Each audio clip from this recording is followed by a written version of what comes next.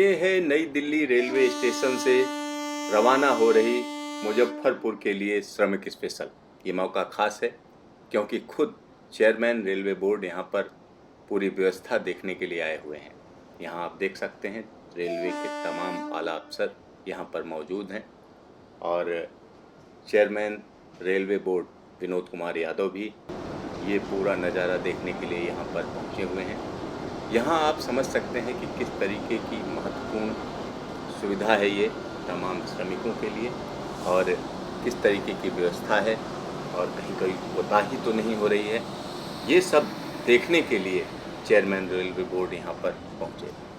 यहाँ आप देख सकते हैं कि किस तरीके से ये ट्रेन रवाना हो रही है और हम यहाँ पर कह सकते हैं कि ये जो दूरी है नई दिल्ली रेलवे स्टेशन से मुजफ्फरपुर तक की वो 1000 किलोमीटर से ज़्यादा है। यहाँ पर आप समझ सकते हैं कि किस तरीके से तमाम अफसर जब यहाँ पर पहुँचे और ये देखा गया कि किस तरीके की व्यवस्था है। यहाँ पर जब ट्रेन रवाना की जाती है तो कहीं कोई कोताही तो नहीं है। यहाँ पूरी व्यवस्था आप देखिए किस तरीके की गई है।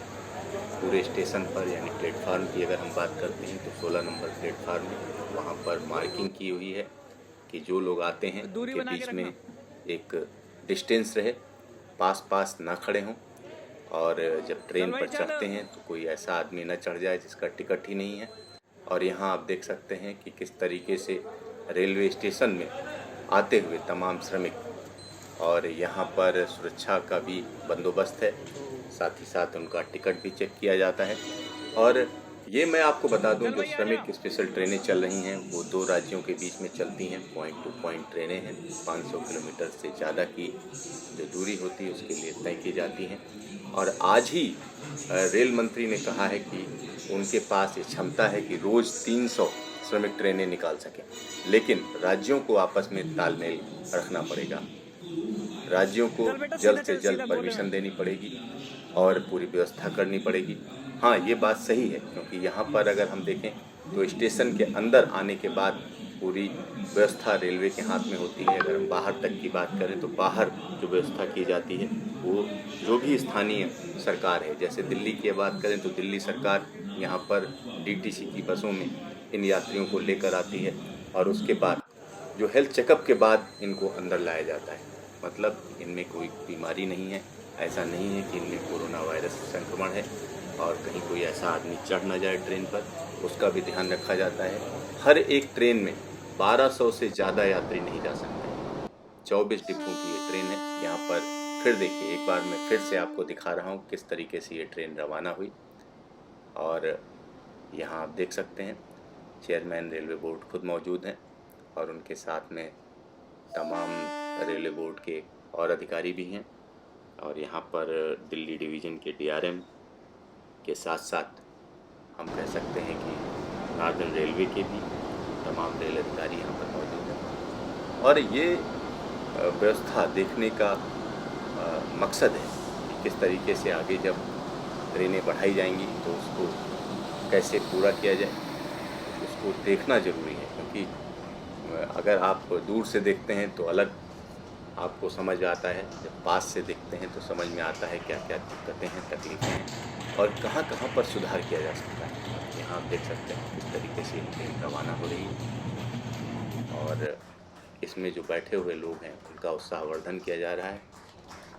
लगातार तालियां बजाई जा रही हैं, हाथ हिलाकर उनका अभिवादन किया जा रहा है और कहीं ना कहीं एक हम कह सकते हैं कि बड़ी सफलता है। अगर हम पूरे देश की बात करें तो अब तक 366 से ज़्यादा ट्रेनें चल चुकी हैं और अलग अलग इलाकों से हम निश्चित तौर पर कह सकते हैं कि लाखों श्रमिक अपने घर पहुंच रहे हैं और उसके लिए तमाम राज्य सरकारें प्रयास कर रही हैं। साथ ही साथ रेलवे के अधिकारी और कर्मचारी पूरा ख्याल रख रहे हैं ताकि कोई दिक्कत ना आए, परेशानी ना आए। तो यहाँ पर ये पूरी व्यवस्था है आप देखिए, क्योंकि जब रेलवे की हम बात करते हैं तो रेलवे एक सिस्टम है और कहीं ना कहीं हर एक व्यक्ति को वो छूता है, उसकी ज़िंदगी से जुड़ा हुआ कोई ना कोई किस्सा है। और इस समय कह सकते हैं संकट की इस घड़ी में भी रेलवे ही काम आ रही है।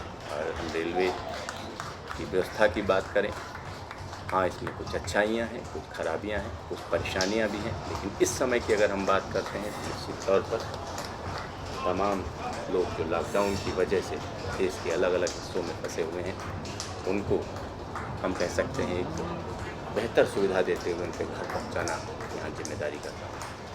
और यहाँ पर आप देख सकते हैं चेयरमैन रेलवे बोर्ड खुद हाथ हिलाते हुए और यात्रियों को विदा करते हुए वो अपने घर पहुँचे, सकुशल पहुँचे।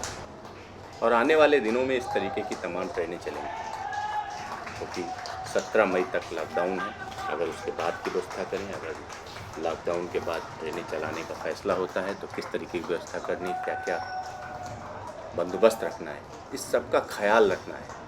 तो उसके लिए ज़रूरी है कि आप देखें किस तरीके की व्यवस्था होगी। तो आने वाले दिनों में इस तरीके की तमाम ट्रेनें आपको देश के अलग-अलग हिस्सों में चलती हुई नज़र आएंगी।